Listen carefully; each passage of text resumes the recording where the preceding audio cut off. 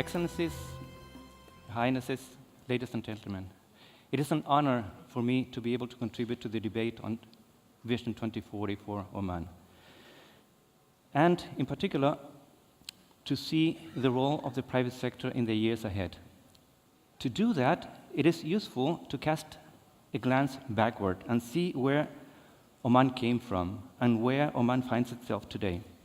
This is the way the economy has grown over the past 50 years or so in Oman.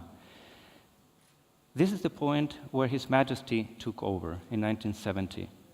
At that time, in the country, there were 10 kilometers of paved roads. In a country that is bigger than the UK, that is bigger than Italy, 10 kilometers, and there were only 3 schools. All 3 were elementary schools, and all 3 were only for boys. This is where Oman started under His Majesty. And look around yourselves today. What an amazing achievement when you have a wise leader.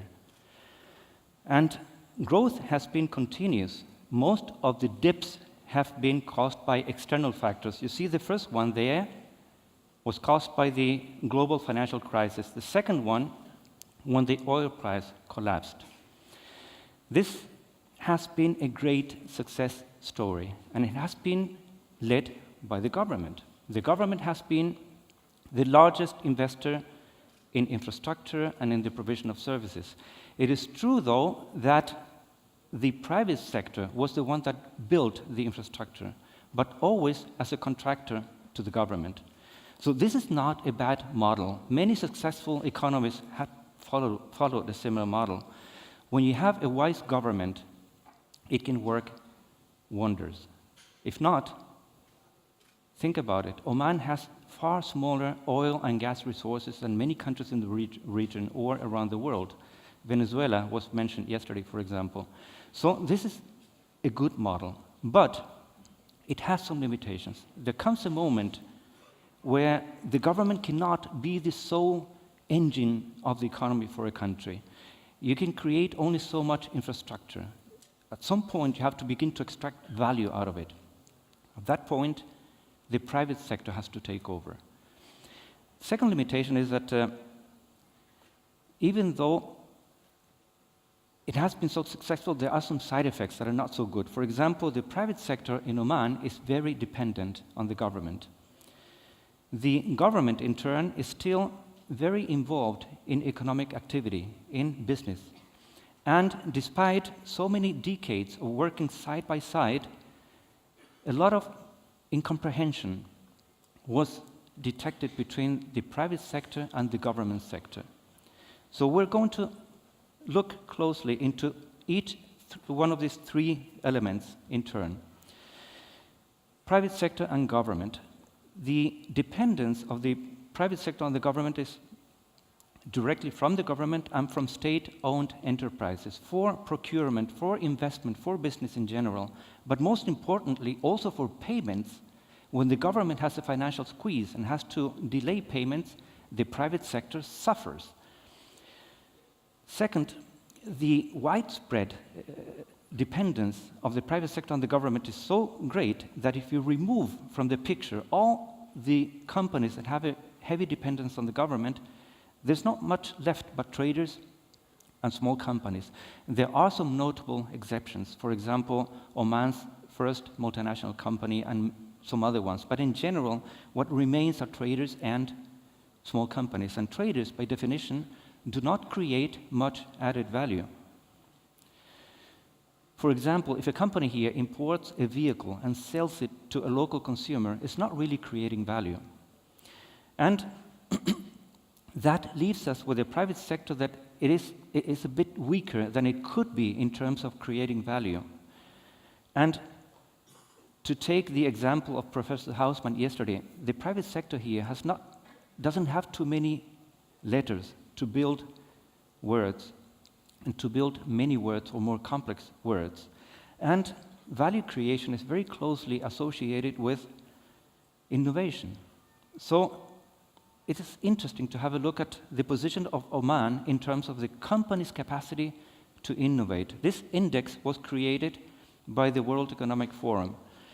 The most innovative country in terms of the company's capacity to innovate is Switzerland, followed by the United States, and there on the top levels you find the Scandinavian countries and Germany and Singapore and so on. So the question arises, where is Oman here? There. It is a couple of positions below Bangladesh, Cambodia, Albania. So that shows that companies in Oman have a lot of room to improve their capacity for innovation. When we look now at the government involvement in business, in the economic activities, it is done through state-owned enterprises, of which Oman has about 60.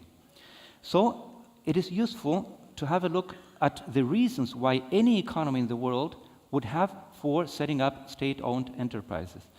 Number one is because when an economy begins to develop and the country has an industrial policy, it makes sense for the government to set up some industries to get things rolling. Also to promote regional development or to provide services and public goods that the private sector cannot provide, or also, and this is very important, to open up markets where initially, and this is also important, where initially the private sector does not see a business case for getting involved.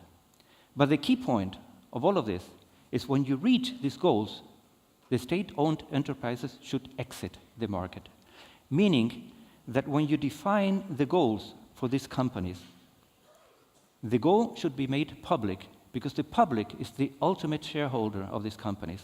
And at that moment, also the exit strategy should be defined. But what happens in Oman? In many cases, after the market has been opened, the state-owned enterprises do not exit. And not only that, they begin to expand by creating new companies, buying some private companies, and creating some holdings that are bent on expansion. It's even more.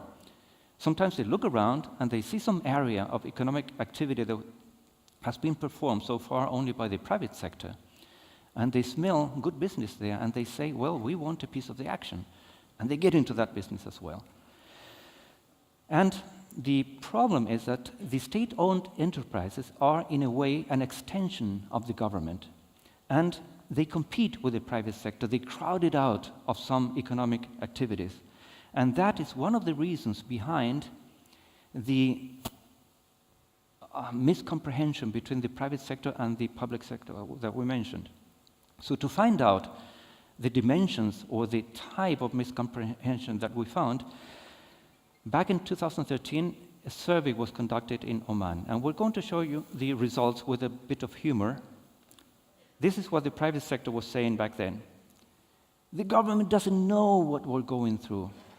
We need a relationship that is more transparent, more open, and more based on trust. And they claimed that the attitude of the government was us versus them. And they claimed that the government over-strategizes but then under-delivers.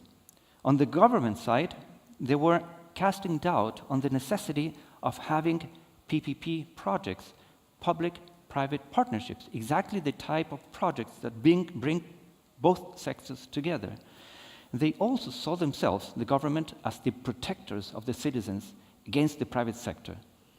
And they considered the private sector as their contractor. And after so many years of giving them contracts, now it is time for them to give back. So back at that time, His Majesty created the Sharaka Task Force. Sharaka is an Arabic word that means partnership, and brought top-level representatives of the government, ministerial level, together with top-level representatives of the private sector to get to know each other, to create a dialogue, and also for the government to talk to itself. And it worked wonders. Game-changing, pivotal initiatives came out of it. For example, the drafting of the PPP law, a world-class law that is currently under review at the Ministry of Finance. The creation of a PPP authority, which is going to kick in once the PPP law has been enacted. The creation of the National Training Fund, which is doing a fantastic job of preparing young Omanis for jobs that actually exist in the economy. Also, the national leadership programs for both government leaders and private sector leaders.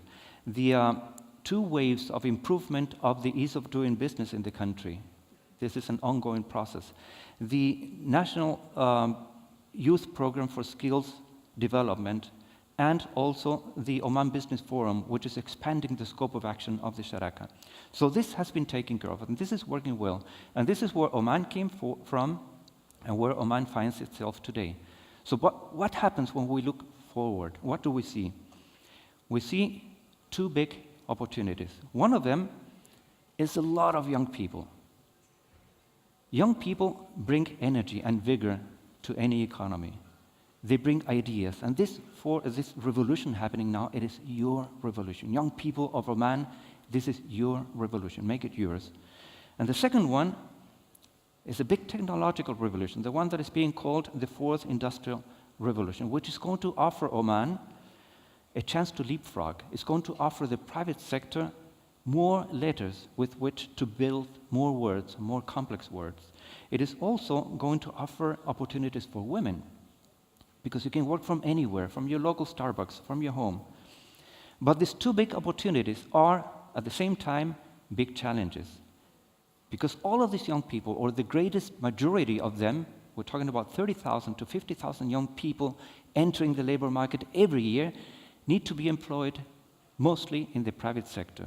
You have to give these young people a sense of purpose. You have to give them meaningful employment.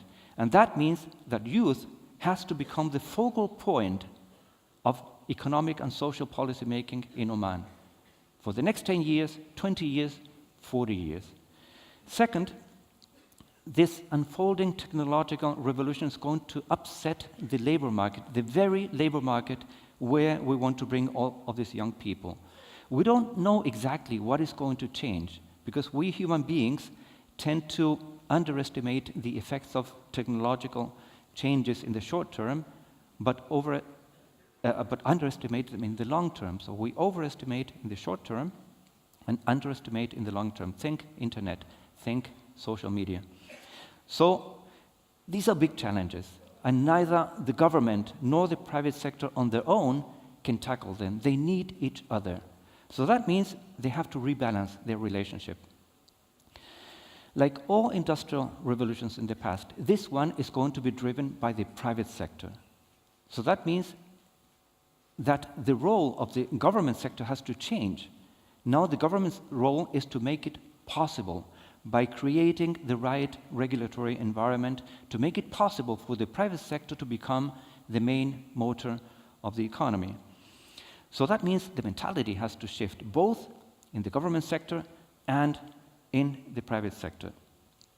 The government is going to need to be faster, because in the past, policymakers had the luxury of being able to sit back for a couple of years and see how a technology would unfold before they craft regulations. But now, things are changing so quickly that they don't have this luxury anymore. So they have to understand these technologies. They have to move faster. And also, they have to give more room for the private sector to develop, meaning that the government should reduce its involvement in economic activity. And, of course, the private sector has to become more innovative. How do we get there? We have to prepare the leaders. We have to make them understand the technologies that they have to regulate. We have to make the business leaders to understand that the cheap labor model is only going to get them so far. And with these new technologies, it's going to get them nowhere. So they have to be willing to embrace change. And very important, to improve regulations, you need a whole of government approach. Not one single ministry in Oman knows everything about these big challenges and has all the tools at its disposal to be able to tackle them. It needs the other ministries. It needs coordination. It needs collaboration, also with the private sector. And this coordinating function could be well provided by a Ministry of the Economy, which is one of the big pieces in Oman that is missing in the institutional framework. Then openness. Let yourselves be infected by new ideas, new approaches. And we have to provide our youth with the right attitudes and skills and knowledge to flourish in this new environment. So we need to see our youth not as a problem to be solved, but as an asset to be deployed. This should be the attitude of the whole country. But most of all, what we need is to go beyond just cooperation between the main actors in the economy. We have to go to collaboration among them.